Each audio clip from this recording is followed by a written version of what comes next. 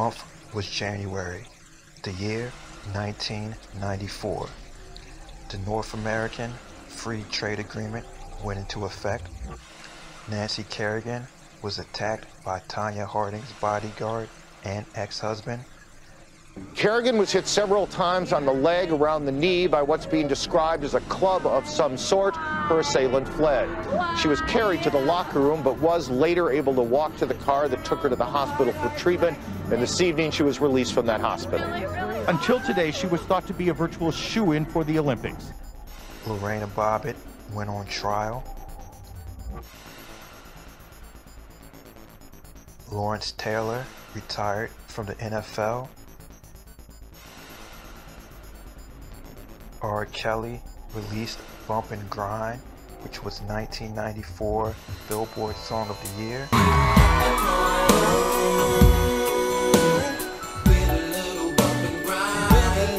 The Buffalo Bills lost their 4th straight Super Bowl.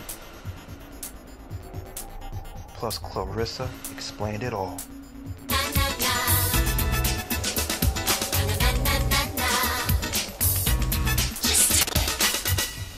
And on the campus of Stanford University, 2 electrical engineering graduate students named Jerry Yang and David Philo created a website named Jerry and David's Guide to the World Wide Web, and was a directory of other websites opposed to a searchable index of pages.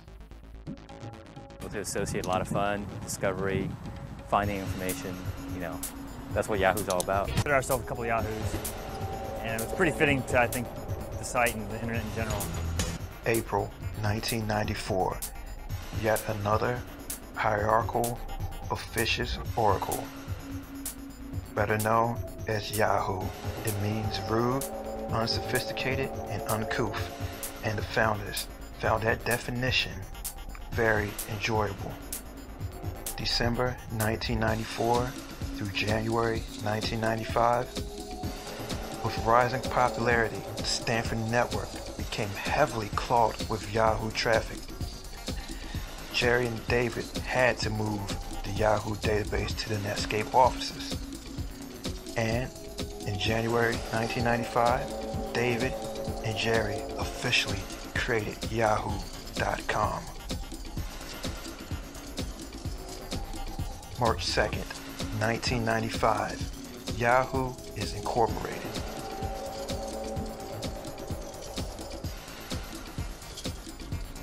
April 5th, 1995, Michael Moritz of Sequoia Capital provided Yahoo with 2 rounds of venture capital, raising $3 million, and he went on the hunt for a CEO. And by August of 1995, Yahoo launched its commercial website where it had ads and a news feed from Reuters. Tim Kugel became Yahoo's first CEO and prepared to take Yahoo public.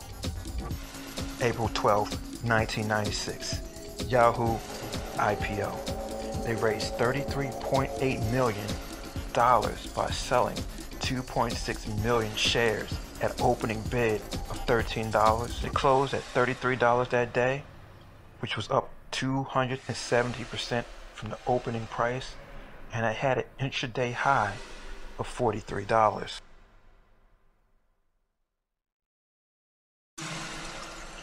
And from September 1996 to September 2001, the era of the dot-com bubble and the era of Yahoo's growth, Yahoo wanted to become a one-stop shop internet portal. They acquired 411 to turn Rocket Mail into Yahoo Mail, as they wanted to catch up with Hotmail that was done by Microsoft. They acquired ViaWeb to turn into websites known as GeoCities, where people had those ridiculous colors and scrolling text. I still cringe thinking about those late 90s. And they also acquired Mark Cuban, owner of the Dallas Mavericks, panelist, host on Shark Tank, his broadcast.com. They acquired that. And they also passed up on Google, which just had their original page rank algorithm that they wanted to sell for $1 million, but Yahoo turned it down. September 2001 to June 13th, 2017, Yahoo was nothing but The Walking Dead. They managed to pass up for a second time. They said no. They didn't want to pay $1 billion, and by the time Yahoo came around to paying $1 billion, Google upped the price to $3 billion. They also bought Launch.com during that period of time. They bought a stake in Alibaba. They bought Flickr. They missed out on Facebook by less than $100 million, because they missed out on Facebook because Facebook wanted $1.1 billion in 2006, and Yahoo was not willing to go above $1 billion. They later turned down an offer from Microsoft in 2008 for $44 billion for them to be acquired. They did buy Tumblr during that period.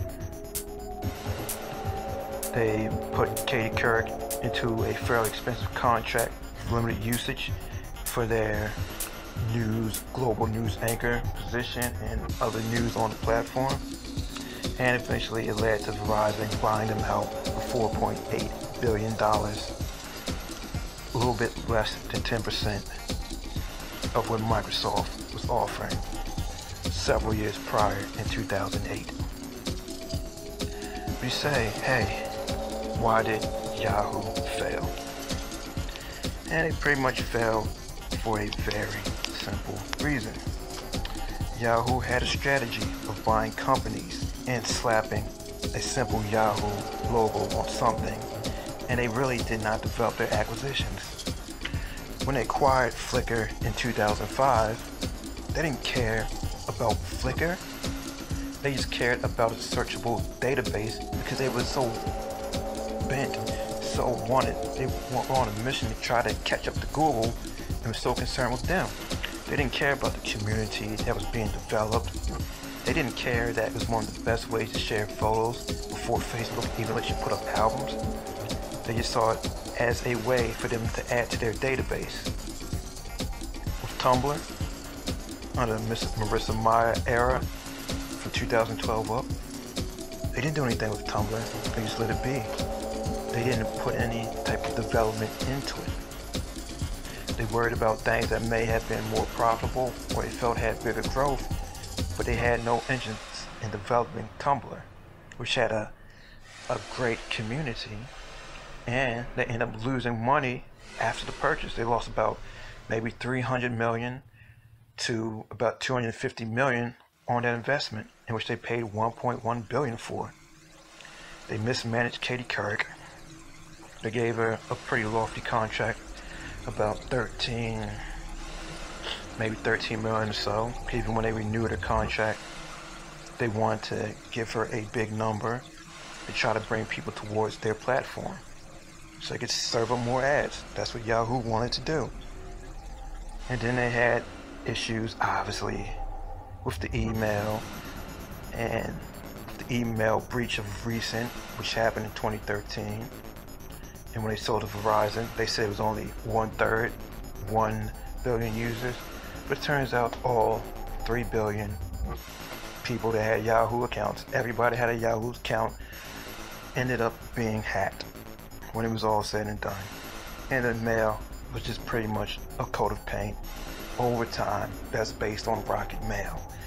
And the only tweaks they made were just to give you additional storage to keep up with Gmail. Because even on the Marissa Mayer, security got put on the back burner. So it was only fitting that Yahoo becomes Altaba, because that's all they ever were. And I'm not saying Yahoo had to invent from scratch, but they didn't even bother to innovate on their acquisitions. And half of those acquisitions came during the Marissa Mayer era. They were essentially a low-grade Berkshire Hathaway. It's like Warren Buffett, but not really good at it. They had one good holding, Alibaba, and they couldn't even spend that off during Marissa Mayer's time to use that cash to put back into Yahoo. So when it's all said and done, Yahoo didn't come up with anything. Now, like I said, you don't have to invent, but you can innovate. But at their core, we're just putting a collection of websites together from their original founders, Sherry and David, and putting some ads against it, and streaming some news from Reuters. They didn't do anything. They didn't do much. It wasn't an algorithm. It was just sites they liked, organized it. It was such a big mess. And they relate to the search party, and they got caught up with just being a portal, and they didn't want to expand beyond a portal. They just wanted some easy money coming in and out, but did not want to innovate. They did not want to move forward. And they said, hey, if it ain't broke, don't fix it. But it was broke, and it needed to be fixed. Their handwriting was on the wall in 2002 and in 2000, because during that time period, Yahoo was the second most visited site behind AOL, but the number one site for search was Google. That's what people went to search for. Because around that time, people were tired of the portals. Because I didn't get the internet until 1998, and I had a 2880. I didn't have a 56K, even though I eventually got a cable modem a couple years later, specifically because more online content, streaming video from Launch.com, Napster, begged folks, I need a better internet connection. Well, with that said, Google, when I found out about it, 8th grade history class, a couple students were talking about it with the teacher, and that put me on to Google. I didn't know anything about Google. I knew about some Altavista, some web portals, Excite, Lyco, Yahoo, but I like that clean look of Google and how I could just get to the results that I wanted, because I felt limited by those web portals. So they missed out on it. They didn't want to believe. And it's very, very fitting for Yahoo to end as simply an investment company in Altaba, where the investments were worth more than the core business. The core business wasn't really based on anything. It was based on a collection of data. Just a database where ads were ran against it. There wasn't innovation like Google nor Microsoft. They were very lucky at Yahoo, and the founders were lucky to get their money for their organization of information. But as time changed, Yahoo did not keep up with it. They couldn't meet consumer demand, so they failed and became a failed holding company through their entire ride.